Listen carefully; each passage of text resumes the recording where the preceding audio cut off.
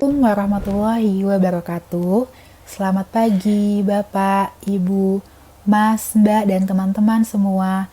Perkenankan, kami dari tim KKN PPM UGM Jati Sarono tahun 2020 untuk menyampaikan sedikit informasi mengenai proses terbentuknya pulau-pulau di Indonesia. Sebelumnya, berikut merupakan gambaran gugusan pulau samudera dan pantai yang disajikan dalam bentuk peta. Indonesia memiliki 5 pulau besar, antara lain Pulau Sumatera, Pulau Jawa, Pulau Kalimantan, Pulau Sulawesi, dan Pulau Papua. Berikut merupakan gugusan pulau samudera, gugusan pulau pantai, dan pegunungan tinggi yang terbentang hampir di seluruh pulau-pulau besar di Indonesia, beserta jalur patahan dan sesarnya. Indonesia dikenal sebagai negara kepulauan atau archipelagic state.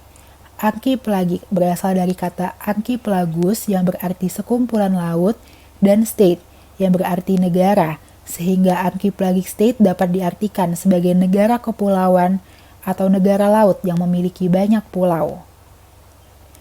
Hal ini juga dibuktikan dengan sampai pada tahun 2019 Indonesia memiliki 17.491 pulau dengan 5 pulau besar di dalamnya.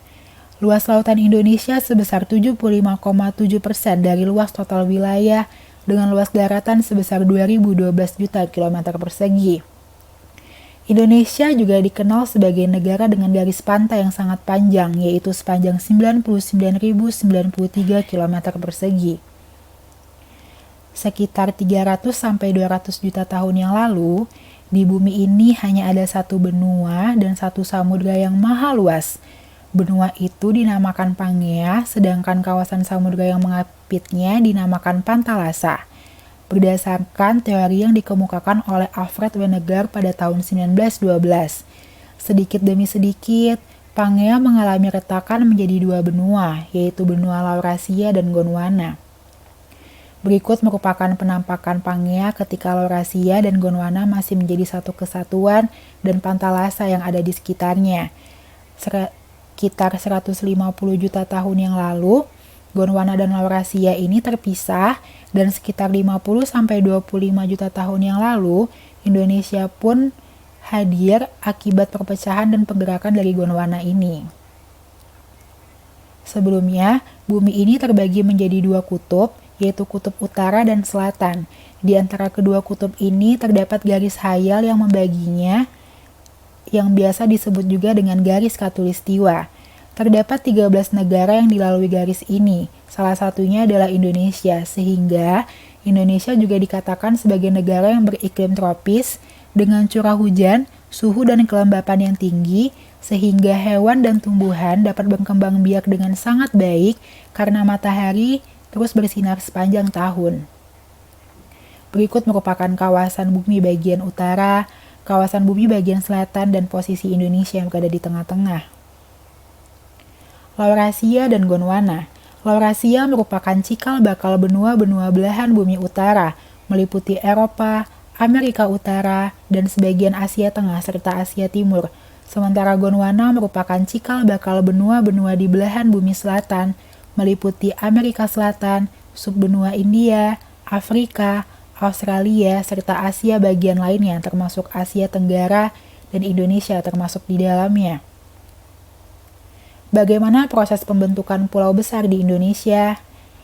Secara umum, pulau-pulau di Indonesia terbentuk akibat aktivitas 3 lempeng besar dunia, yaitu Eurasia, Pasifik, dan Indo-Australia.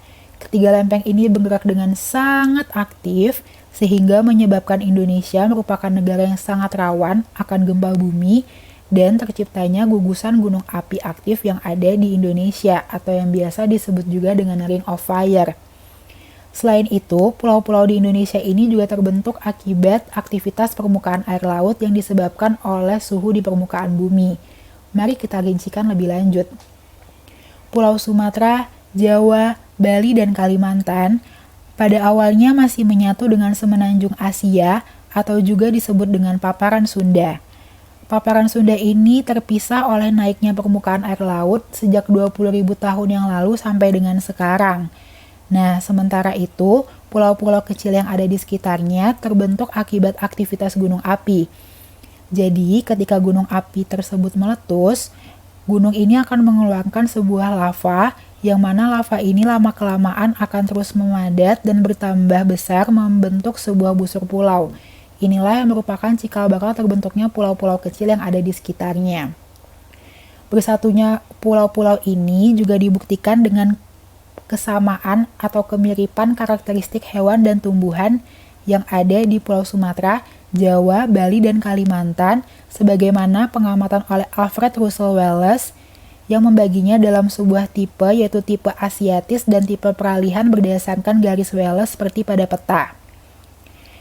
Di Pulau Sumatera, Jawa, Bali, dan Kalimantan merupakan tipe flora dan fauna Asiatis, yang mana pada floranya dapat ditemukan seperti jenis paku-pakuan, rotan, anggrek, jati, dan sebagainya, serta fauna dapat ditemukan mamalia yang berukuran besar seperti gajah, harimau, badak, dan sebagainya.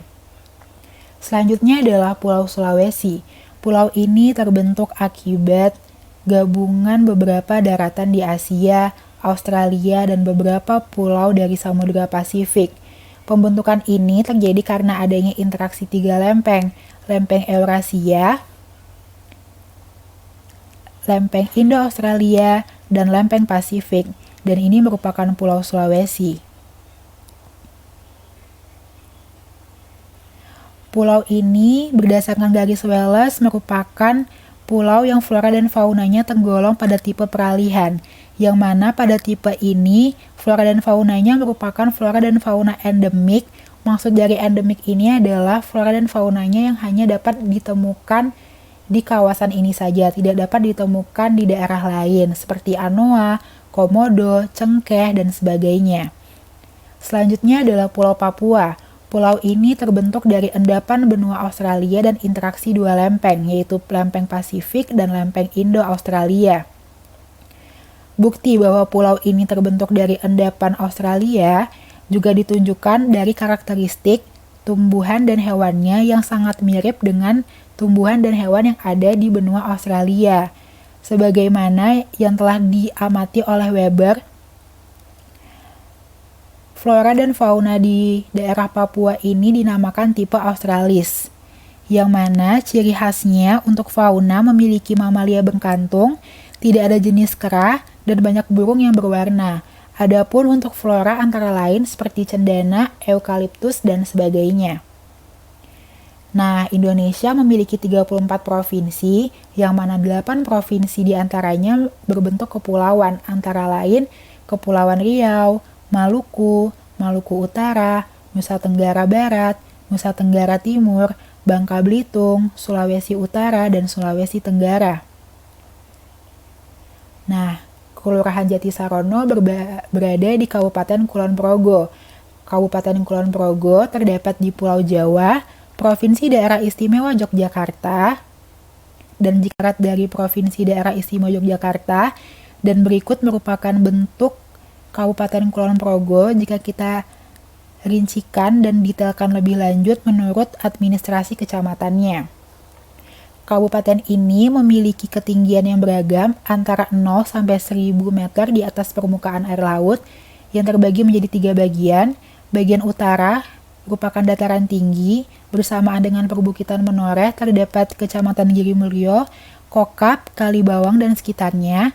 Bagian tengah dengan ketinggian 100 sampai 500 meter di atas permukaan air laut, yang mana Kecamatan Nanggulan dan Kelurahan Jatisarono di dalamnya berada di bagian ini, bersamaan dengan Kecamatan Sentolo, Pengasih, dan sebagian Lendah, serta bagian selatan atau dataran rendah dengan ketinggian 0 sampai 100 meter di atas permukaan air laut dengan Kecamatan Temon, Wates, Panjatan, Galuh, dan sekitarnya. Berikut merupakan sumber yang kami jadikan sebagai acuan dalam penyusunan materi. Sekian yang dapat kami sampaikan, lebih dan kurangnya mohon dimaafkan. Wassalamualaikum warahmatullahi wabarakatuh.